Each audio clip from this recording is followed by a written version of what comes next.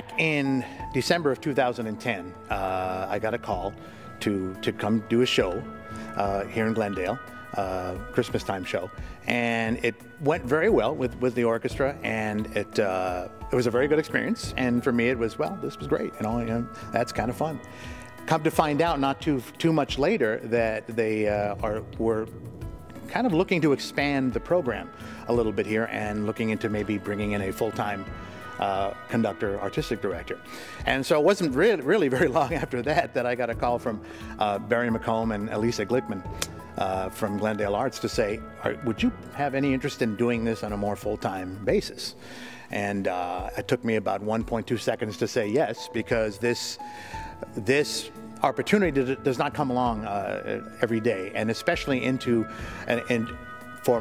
I kind of like to call this my hometown, because really I grew up in the Valley, North Hollywood, Van Nuys, but in Glendale, obviously I grew up very near here. So to get that opportunity was really just a dream come true. And so, and we only had a few months to put our first season together, but I think we did a pretty good job of that. Probably the biggest highlight so far was when we were able to get almost every artist in the season to join us on the premiere concert for the orchestra, which was back in May of 2011.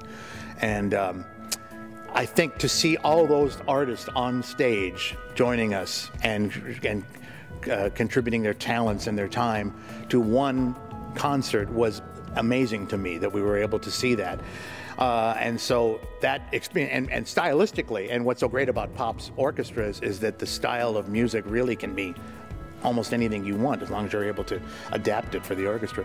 So that particular concert, when we did have Kenny Loggins and Monica Mancini and David Benoit, it was a mishmash of styles yet and personalities, yet an incredible evening of music. So that was a really big highlight. And plus, probably the other one was when we put together again, talking about very little time to put things together, we put the Glendale Pops Orchestra Youth Chorus together. We only did that in maybe 2 months.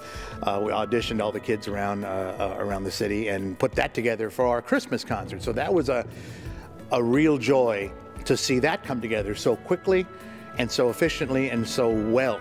That evening when the kids sang was just an experience, not only for me and for the audience, but for them. You could see it in their faces. Pops basically is everything but classical music.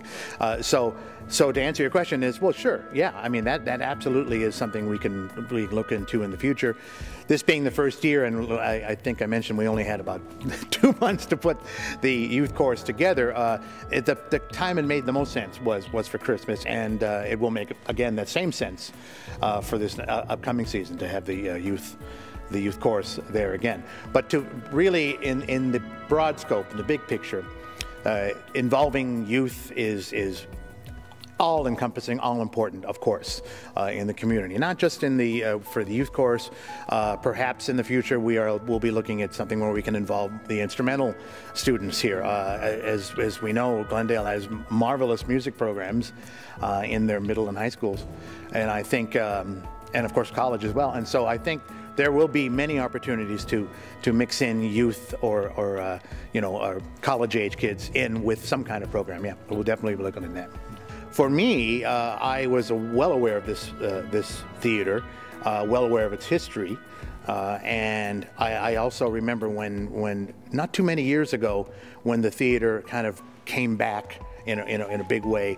One of the acts they booked was Captain and Tennille, and I got a chance to work with Tony Tennille and Daryl Dragon for probably 12 years, and I consider them my dear friends. And we were one of the first acts to come in here, so that was one of the first times I had a chance to perform at the Alex Theater. And I mentioned Daryl Dragon. Many of us all remember Carmen Dragon, the late Carmen Dragon, the maestro of the Glendale Symphony. I know growing up, again, in the Los Angeles area, I saw the Glendale Symphony as one of the great orchestras of the world, equal to the LA Phil. So to get a chance then to work with Maestro Dragon's son and I guess daughter-in-law, and now to be here in the same city that I grew up watching and respecting such a great artist, I'm beyond honored to be part of that legacy of the city of Glendale, to be a conductor of an orchestra, and in this case the Glendale Pops Orchestra here in Glendale. So so that, along with performing in this gorgeous theater every single time, it's an honor and a thrill.